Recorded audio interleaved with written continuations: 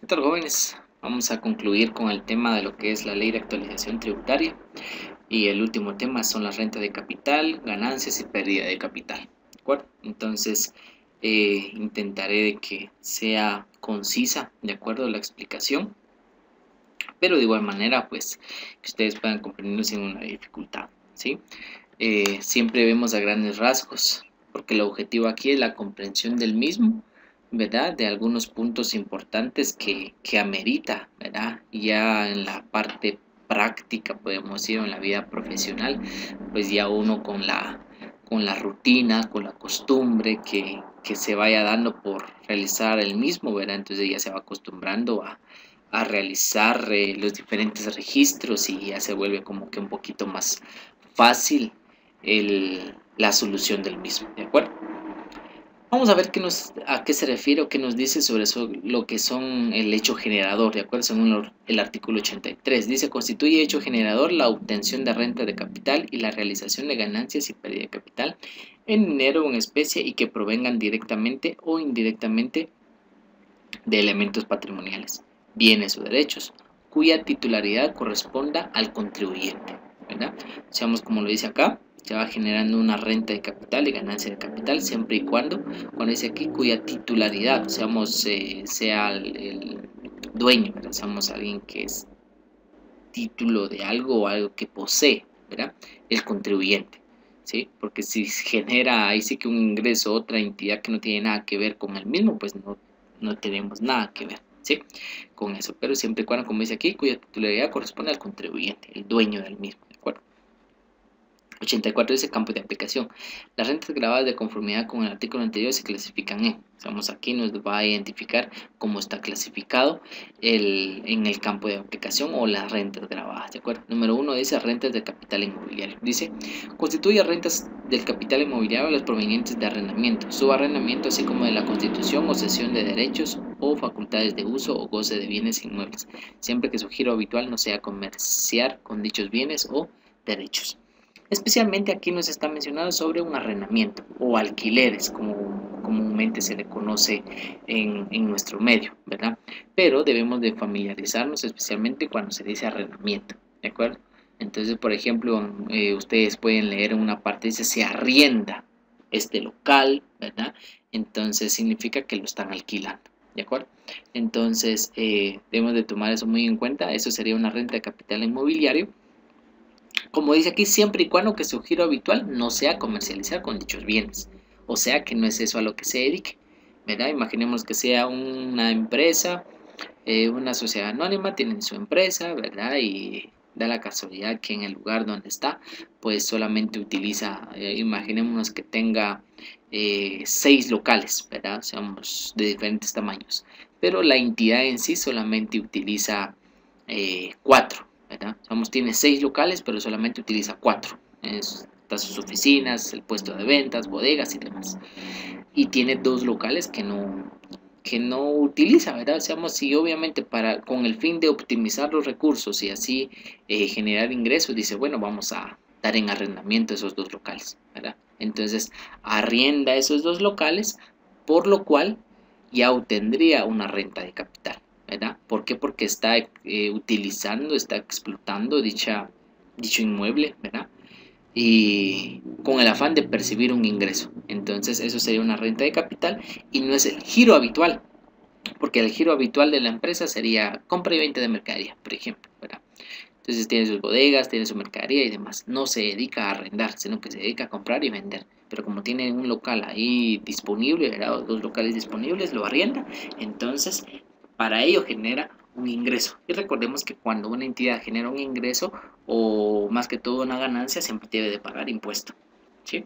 Entonces, para ello, pues, como no pagaría el valor real o el valor de impuesto que paga por su actividad comercial, ¿verdad? O su giro habitual, sino que pagaría un diferente porcentaje de ISR, ¿de acuerdo? Entonces, como bien ustedes se han dado cuenta, como que el ISR está en todo, ¿verdad? Seamos si genero ganancias, si genero ingresos, si es que trabajo, ¿verdad? Ahora bien, también se aplica si es que genero una ganancia y no es a eso lo que me dedico, ¿verdad? Entonces, por lo general, pues ahí sí que siempre hay que pagar impuesto, y especialmente el ISR, que afecta directamente a alguien, ¿verdad? Y ahí que el ISR, pues sabemos que es un impuesto directo, ¿verdad? Porque le afecta directamente al patrimonio que va a generar, ¿de acuerdo? Entonces, eso se da en este primero. El número 2 dice renta de capital mobiliario, constituye renta de capital mobiliario. En el primero decía inmobiliario, por ser un inmueble. En lo mobiliario veamos que lo que dice, intereses y la renta sin dinero, una especie proveniente de créditos de cualquier naturaleza, con o sin cláusula de participación en las utilidades del deudor. Entonces aquí nos está mencionando que se genera una renta de capital cuando hay intereses o cuando se está generando intereses, ¿sí?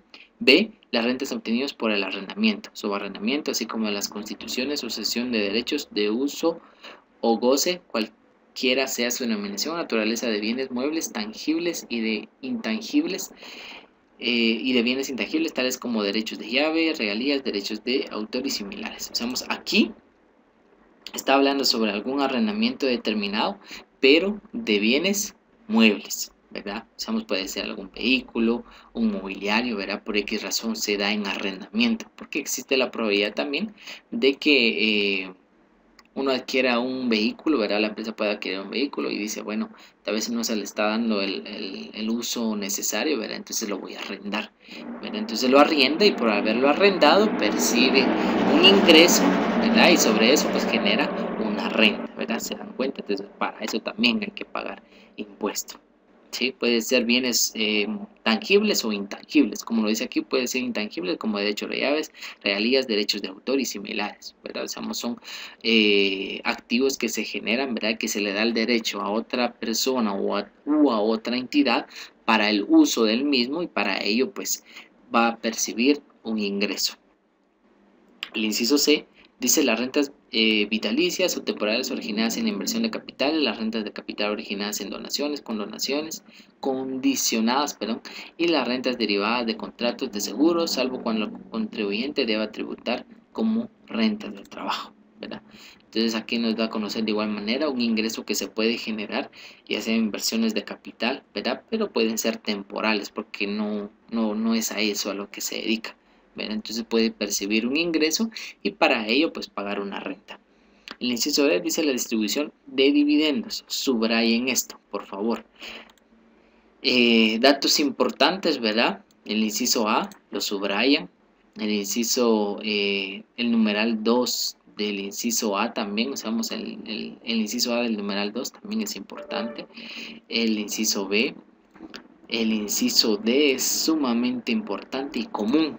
¿Por qué? Porque dice aquí la distribución de dividendos, ganancias y utilidades independientemente de la denominación o contabilización que se le dé en este caso, ¿verdad? Entonces, ¿a qué se refiere con esto? Especialmente esto se da cuando se va a pagar dividendos a los propietarios. Por ejemplo, usted es un socio, ¿sí? Vamos, imagínense, usted es un socio, es accionista de una empresa Y, ¿verdad?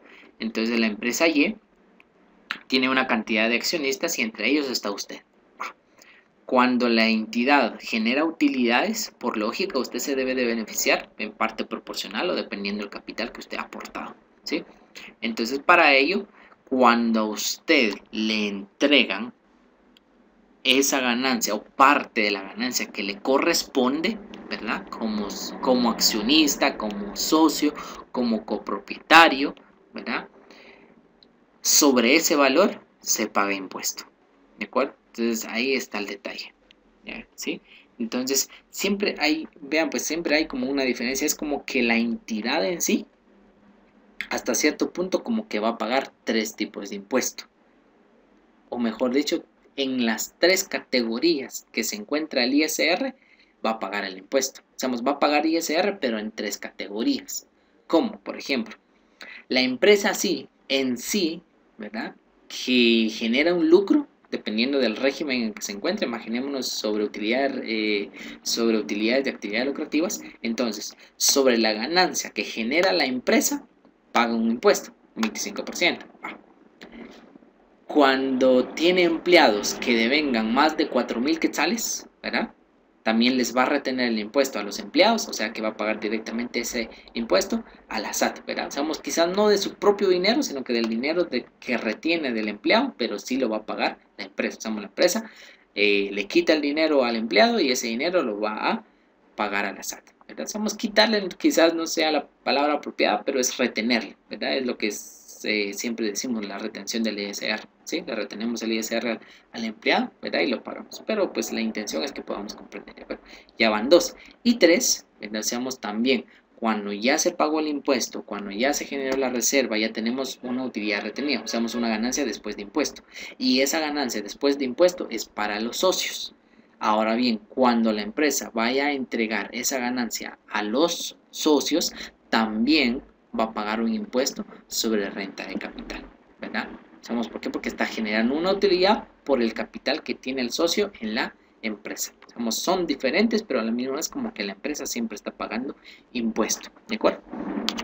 Bien, entonces a eso nos referimos cuando se reparten las utilidades. Ahora dice aquí numeral 3, ganancias y pérdida de capital. Son ganancias y pérdida de capital de conformidad a lo dispuesto en este título, las resultantes de cualquier transferencia, cesión, compraventa, permuta u otra forma de negociación de bienes o de derechos realizadas por personas individuales, jurídicas, entes o patrimonios cuyo giro habitual no sea comercializar o comerciar con dichos bienes o derechos. Siempre este es el punto, ¿verdad? Cuyo giro no sea comerciar con dichos bienes. B, también constituye ganancia de capital, y aquí nos determina cuáles son otras ganancias de capital que se pueda generar. En fin, las ganancias y pérdida de capital, ¿verdad? Se van a generar especialmente cuando haya una como transferencia, como dice aquí, transferencia, cesión, compraventa, permuta, enajenación, como lo dice aquí más abajo en la división del inciso B, ¿verdad? Y doble I, ¿de acuerdo? Entonces acá en la doble I, como dice aquí, de la enajenación, ¿verdad? Seamos la transmisión o la transferencia de derechos u obligaciones que se va dando, ¿de acuerdo? Entonces, todo esto, como dice acá, especialmente se enfoca cuando se compra o se vende algún bien, ¿sí? Y se genere una ganancia, ¿de acuerdo? Como por eso lo dice acá, transferencia, cesión, compraventa. Compraventa, permuta y demás. ¿Sí? Tal vez ya lo hemos practicado anteriormente de una permuta, ¿sí? Sobre eso generamos la ganancia de capital, ¿verdad? Entonces a eso se refiere acá, siempre y cuando su giro habitual no sea comercializar con dichos bienes. ¿Sí? ¿A qué se refiere con ello? Sabemos que no se dedica a eso, ¿sí? Sabemos que no se dedica a la permuta, ¿verdad? O a comprar activos fijos y venderlos, pero sabemos como no se dedica a eso y posteriormente realiza una actividad referente a ello, entonces genera una ganancia de capital, ¿verdad? Porque para ello está generando un ingreso, pero no va a pagar un impuesto de un 25%, dependiendo a qué régimen se encuentre la empresa, sino que va a pagar un porcentaje diferente, ¿de acuerdo? Aquí nos da otras opciones, ¿verdad? De cuál sería una ganancia de capital. Aquí el inciso D es muy importante, dice, se estima que no existe ganancia o pérdida de capital en los casos siguientes. Dice aquí, la división de la cosa común, la liquidación del patrimonio conyugal, el aporte a un fideicomiso de garantía, un fideicomiso testamentario y la devolución del aporte. En ningún caso, los supuestos a que se refieren los tres incisos precedentes, o sea, estos tres incisos, pueden dar lugar a la actualización de los valores de bienes o derechos recibidos. ¿A qué se refiere con esta parte? Simplemente que no va a representar una ganancia o pérdida de capital por el hecho de que se hace alguna división de algún bien. O sea, vamos a dividir ¿cómo podemos decir? Que se hace una herencia, o como le dice acá, liquidación del patrimonio conyugal. Por ejemplo, un matrimonio, ¿verdad? Se divorcian y van a dividir el patrimonio conyugal, ¿verdad? Somos el patrimonio que generó el matrimonio, ¿sí? Que porque se divorciaron, entonces van a separar los bienes, ¿verdad? Y cada uno pues le toca una parte determinada, entonces sobre eso no va a pagar impuesto, ¿verdad? Entonces a eso se refiere en estas partes, ¿sí? Como les decía, interesan algunos puntos importantes, ¿sí? Que a nosotros nos compete como contadores desde un inicio, ¿de acuerdo?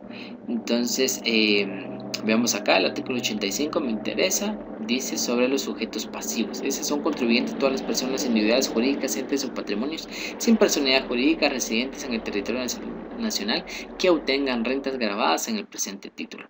Para los efectos de este título se consideran entes o patrimonio los fideicomisos, contratos en participación, copropiedades, comunidades de bienes, sociedades irregulares, sociedades de hecho, encargo de confianza, gestión de negocios, patrimonios hereditarios, individuos, sucursales, agencias o establecimientos permanentes o temporales de empresas o personas extranjeras que operan en el país y las demás unidades productivas o económicas que dispongan de patrimonio y generen rentas afectas, quienes deben cumplir con las obligaciones tributarias formales y materiales de estos entes o patrimonios serán los señalados en el artículo 22 del Código Tributario y los que legalmente representan en los mismos. Bien, aquí nos da una cantidad, ¿verdad?, de quiénes son los contribuyentes, ¿verdad?, quienes pagarían unas rentas, ya sea rentas o ganancias de capital, ¿verdad? Especialmente, pues como les menciono, se identifica cuando una entidad, ¿verdad? Una entidad va generando ingresos, pero que no es a eso a lo que se dedica, ¿de acuerdo? Entonces, incluso también una persona particular, ¿de acuerdo? Seamos una persona particular puede arrendar un bien inmueble, ¿sí? Pero no es a eso a lo que se dedica. Entonces pueden retener el ISR, ¿verdad? De eso. ¿Por qué? Pues no es a eso es a lo que se dedica, entonces va a pagar un impuesto, ¿de acuerdo? Entonces a eso se refiere en esta parte para comprender y así no tener dificultades, ¿de acuerdo? Bien. Dice aquí responsables como agentes de retención, o sea, quiénes son los responsables quienes deben de retener el ISR. Como dice aquí, personas que lleven contabilidad completa. Los organismos del Estado, las universidades, colegios y demás, los fideicomisos, contratos en participación, copropiedades y demás. El incumplimiento de las obligaciones de retener se sanciona de conformidad con lo dispuesto en el Código Tributario. Un ejemplo muy sencillo, vean, pues algo que se me ocurra acá rápidamente para que logremos comprender es lo siguiente. Por ejemplo, una persona individual, imaginémonos una persona individual que no sea empresario. Sí, imaginémonos que no sea empresario, sino que labora, es una persona que tiene un trabajo de dependencia, ¿sí? Pero por suerte de la vida, ¿verdad? Seamos esta persona individual es dueño de algún terreno, ¿verdad? Seamos grande, algún terreno grande, o quizás un inmueble, ¿verdad? Seamos grande, del cual cuenta con locales, ¿sí? Imaginémonos de ese punto de vista, ¿sí? De que esta persona pues no es empresario, sino simplemente por suerte de la vida pues haya heredado o sea dueño, ¿verdad? Porque pues sus papás se lo hayan regalado, se lo dieron o se lo haya ganado, lo que sea, ¿verdad? Y es dueño de un inmueble grande, ¿sí? Un inmueble grande, por lo cual, como por lógica, y no se dedica, o sea, esta persona no dice, bueno, yo me dedico a arrendar, ¿no? Porque no es a eso lo que se dedica, simplemente quizás tiene una profesión, trabaja en una empresa y demás. Pero, bien, para explotar el inmueble, decide poder arrendarlo, ¿de acuerdo? Pero no es a eso lo que se dedica, vuelvo a repetir, no se dedica a arrendar, sino simplemente tienes local y quiere arrendarlo, entonces lo va a arrendar, ¿verdad? Entonces viene una empresa que maneja contabilidad, ¿verdad? O cualquier otra institución, como lo menciona acá, ¿verdad? Aquí nos dicen los organismos o instituciones quienes deben de retener, entonces vienen y manejan contabilidad, ¿verdad? Entonces vienen y dicen, mire, que necesitamos esto para arrendarlo, ¿verdad? Entonces esta persona les arrienda, les da el local por una cantidad determinada de arrendamiento al mes, ¿verdad? En fin, y todo eso. El detalle es que ahí la empresa, quien paga el valor del arrendamiento, ¿verdad? Sabemos que es la entidad quien está pagando el valor del arrendamiento, es la encargada de retener el ISR, ¿sí? Porque como la persona particular no maneja contabilidad, ¿verdad? Sino que es la empresa quien está pidiendo en arrendamiento, ¿verdad? Seamos ese lugar, local o inmueble, ¿sí? Entonces va a pagar el dinero y sobre ese valor va a determinar el ISR, ¿de acuerdo? Entonces por eso, como dice ahí, esa es la responsabilidad de la empresa, no de la persona particular, en este caso, porque no lleva contabilidad, sino que es de la empresa. Dice, bueno, es ese monto, y sobre ese monto vamos a calcular o vamos a retener el ISR, ¿verdad? Y obviamente pues tiene que estar regulado en base a la ley. Bueno, eso me refería, ¿verdad? Estamos en esa parte, tal vez haya sido un poquito más explícito ese ejemplo. Las exenciones están exentos del impuesto conforme a las regularizaciones de este título, las rentas siguientes. Los subsidios otorgados, ayudas que se le da al Estado, las ganancias de capital derivadas de enajenación ocasional de bienes muebles de uso personal del contribuyente, ¿verdad?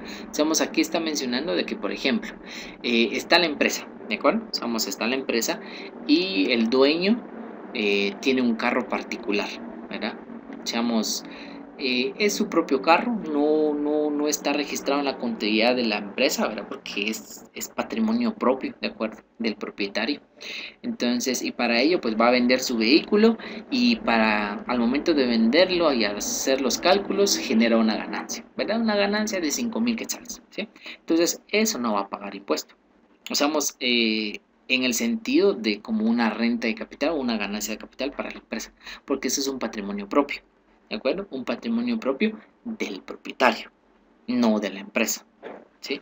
Y como dice aquí, salvo que se trate de ganancia de capital proveniente de la venta de vehículos, embarcaciones y aeronaves que sean objeto de inscripción en los registros correspondientes, ¿verdad? Siempre y cuando que eso no esté registrado, como lo dice ahí, dentro de la empresa, ¿de acuerdo? Como lo dije hace un momento. 3. Las demás rentas de capital y ganancias o pérdida de capital exentas expresamente por leyes que crean entidades descentralizadas y autónomas, ¿verdad? Aquí nos está diciendo que cuando existen otras leyes u otras entidades que están regulados en leyes específicas, ¿verdad? Entonces también están exentos, ¿de acuerdo? Pero siempre y cuando tengan leyes específicas. Aquí nos dice la base imponible.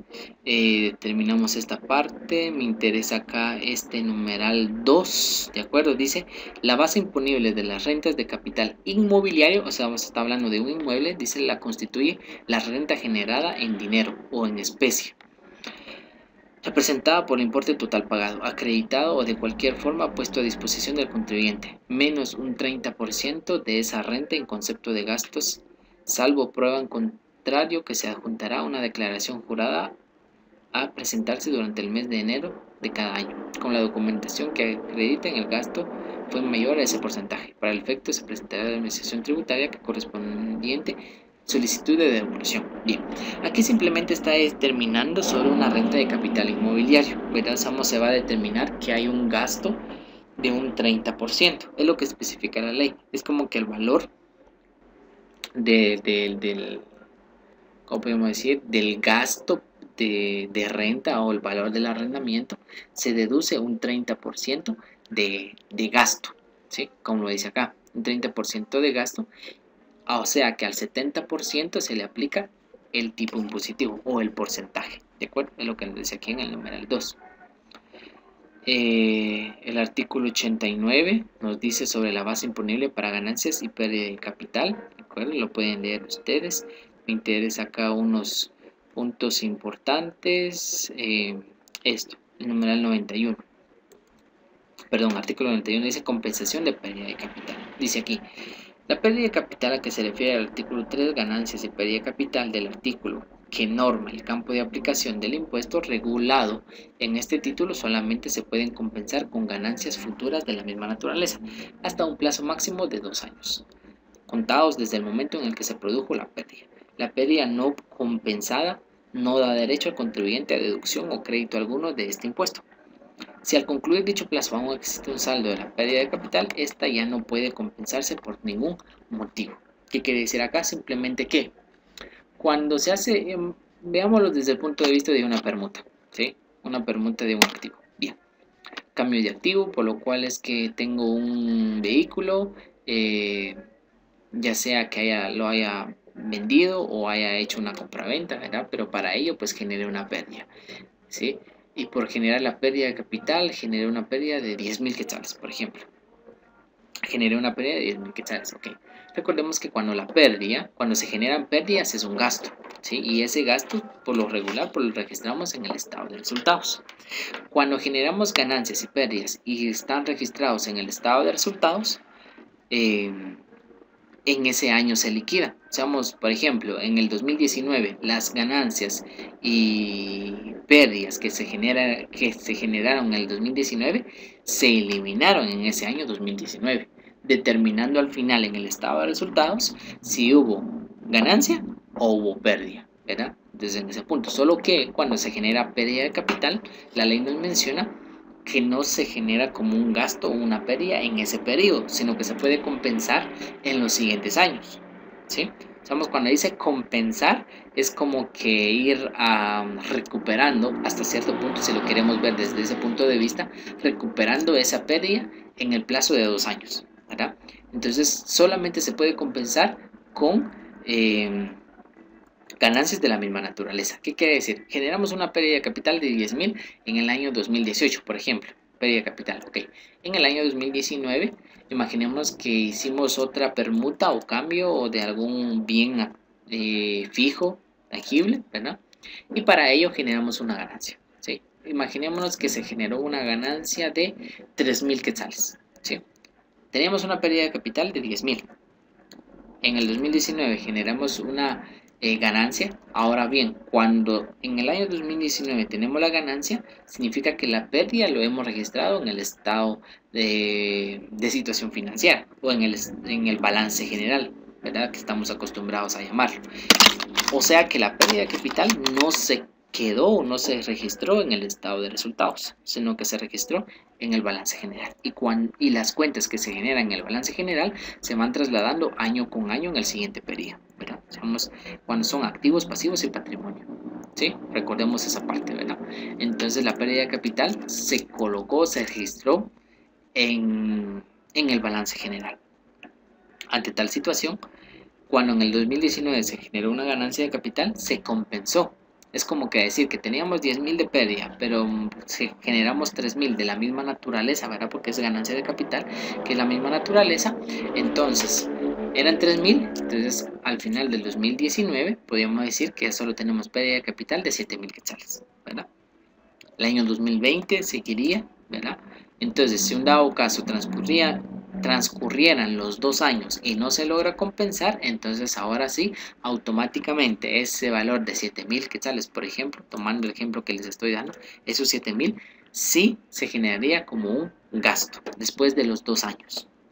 Sí se generaría como un gasto y se quedaría en el estado de resultados para eliminarlo en un periodo determinado. ¿De acuerdo? A eso se refiere con el artículo 91.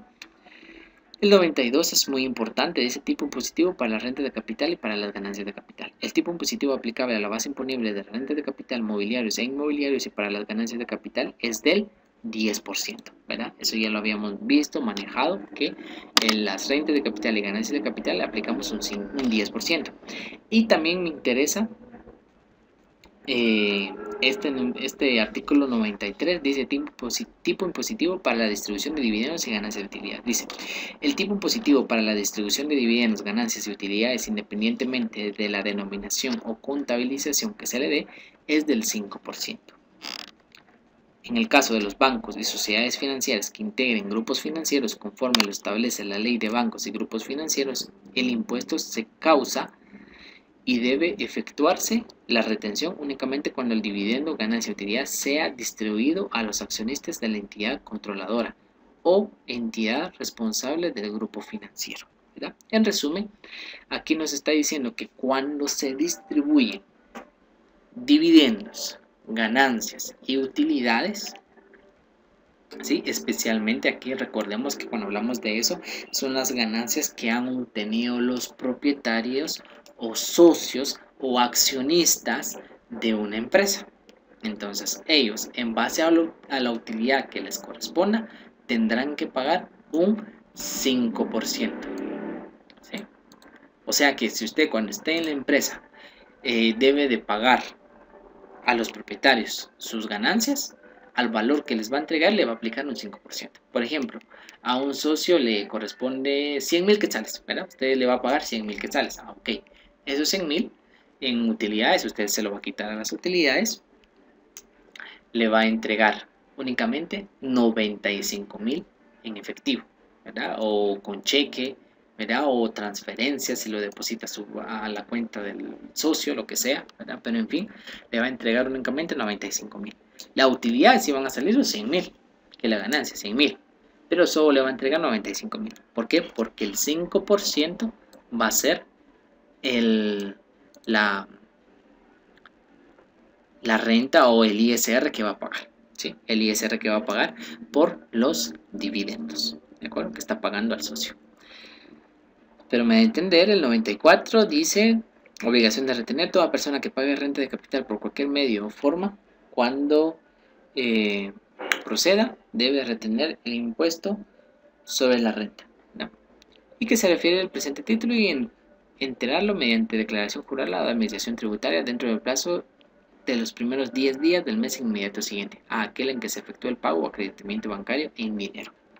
Sabemos que tenemos el plazo de 10 días del siguiente mes para poder pagar el ISR que se haya retenido.